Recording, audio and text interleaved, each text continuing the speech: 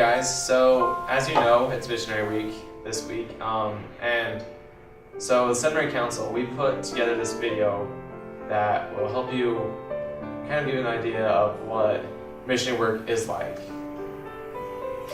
So we've interviewed a couple of people about some experiences they've had. One of them is an investigator, and one of them is a convert. And we kind of asked them about some of the experiences they've had, and kind of what they're looking for.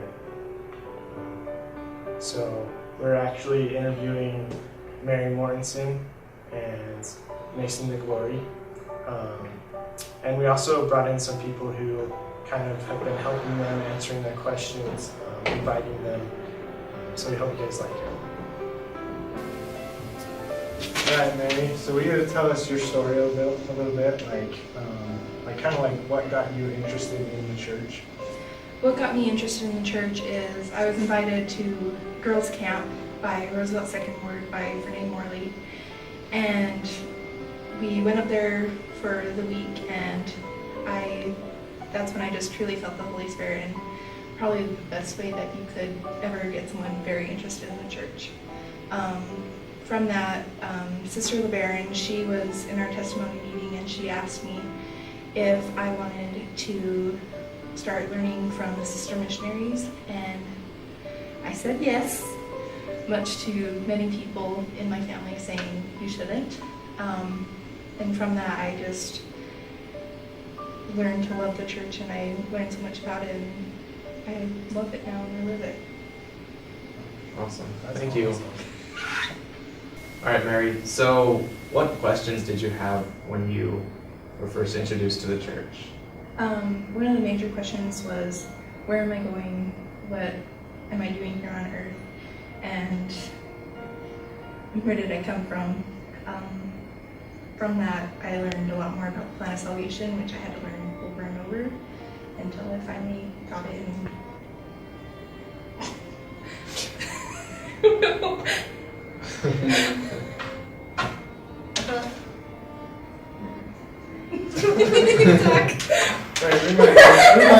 All right, Mary, so when were you baptized, and kind of what was that like for you?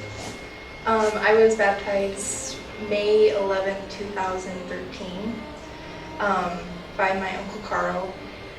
It was very different from the baptisms I've been to because it was just pretty much my day. There was no one else being baptized. And all I remember is mostly, I think it was my bishop or the stake president saying, we have to get more chairs. There's too many people. We have to open the doors. And it was just amazing because I felt so much love on that day because of how many people were there. I didn't know there was that many people that cared about me on that day, so it was amazing. That's really cool. Awesome. All right, so Mary, how do you think the gospel has changed your life ever since you've been baptized and just after that? How have you changed? Everyone always says that they've never seen a huge change in me because of who I was before. I'm very mature for my age because I'm my only child, and I grew up around adults a lot. And I had to realize a lot of stuff early. So I think that kind of created less of a shock when I joined the church because I knew what was right and what was wrong. And from then on, it's always been easier for me to say, I am a part of the church, and it's just easier to say no to certain things that the world pushes towards me. So this next question, Mary, is what things really helped your testimony to grow? The temptations that Satan pushed on me right before my baptism and right afterwards. I struggled from self-esteem issues before and after, and Satan really grew on that because he knew that was my one weakness that he could get to.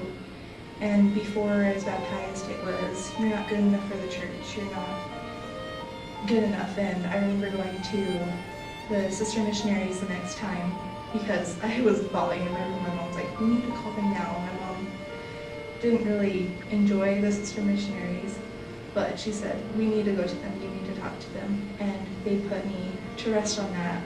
And so with that, I always look back now at what they said, and it's always great to hear what they said. So Olivia here helped Mary get into the church, and we're just going to ask her a few questions that helped Mary become more involved with the church. So the first question is, what blessings have you felt as you have strived to reach out to those around you? Well, first of all, when you strive to help those around you, it shouldn't just be for it should be for certain people, but something that I found that helps me a lot is to pray every day and every morning to have an opportunity to help somebody. And I try my best to care for people as much as I can. I love people and I love being around people. And the blessing that I've noticed, especially this year from Mary, is that I feel more in tune with the Spirit when I help others. And that's one of the greatest blessings you can have, is being in tune with the Spirit. God gave us that for a reason. So I'm very grateful to have the opportunity to help those around me. I try my best to do the best I can. Perfect, thank you. Okay, Olivia, when you were helping Mary, were you ever scared to talk about the gospel with her? And if you were, how did you overcome that? Yeah, I still am very scared to talk about the gospel with especially non-members or inactive members, just because I try to make friends before I want to convert somebody. And so sometimes I feel like talking about the gospel, you have a balance point of being overbearing and then not really helping them at all. And so I tried to keep the balance that I needed. And it was very scary to just put yourself out there and talk about the gospel, but as Thomas S. Monson said in his talks, so never, never, never postpone prompting. And I had to learn that the hard way. When I was trying to share the gospel with one of my friends, I postponed the prompting, and then that ended in my friend not being interested in the church anymore. And so I'm doing better with just being in tune with the Holy Ghost, and to just remember that when there's a prompting, you should always act on it. And so it's not scary when the Holy Ghost is with you. Awesome. All right, so we have Justin and Mason here. We're going to ask some questions to Mason about his experience with the church. So what got you interested in the church? Justin, when we met, he was kind of getting into the missionary missionary work, and kind of brought me towards King and stuff, and those people, seminary teachers, and they kind of just invited me into class, brought me in, and I just kind of here now. So you're taking seminary now? I'm not taking it, but I have been coming in when I don't have class. Oh, that's awesome. All right, so how has missionary work impacted your life? Even when I met Justin, we went for the first time that I've been in a while to actually go through all class in church and stuff. And it kind of brought us closer, if I didn't understand something after the class, that we went to, I could ask him about it, and we kind of grew a relationship outside of going and doing something else, just inside a church relationship that we grew. Yeah, we got our friendship stronger, so yeah. That's good. That's good. Awesome. Okay, so what experiences have you had as you've been investigating?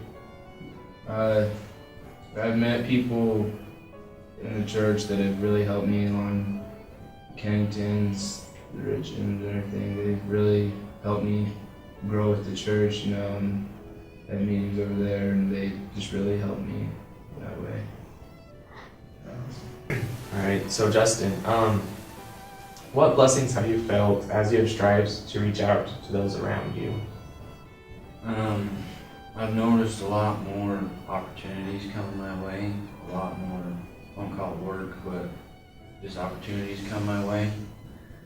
like with Mason, I was just kind of wanting something to do. I was kind of praying one time, you know, I need these missionary experiences before I head out, and I think the Lord put Mason there to see how I do, and you know, I've kind of done my part with Mason, and they just keep coming after that. So. All right, that's awesome. Thank you. Right, Justin, were you ever like nervous to talk to other people about the gospel? And if you were, how did you overcome that? Yeah, I mean, I've never had a problem starting a conversation with anybody, but about the church, it's different for me. You know, it's not something that I can just naturally spark up a conversation about, but I was pretty fortunate with Mason. You know, he asked a lot of questions, and I was able to answer his questions. The only thing I could say is just do it. You know, Maggie, go for it. Well, that, and the more you worry about it, the more, well, what if I do this, what if I do that, you know, you just gotta do it, and then it just gets easier as you do it. I think that's great advice.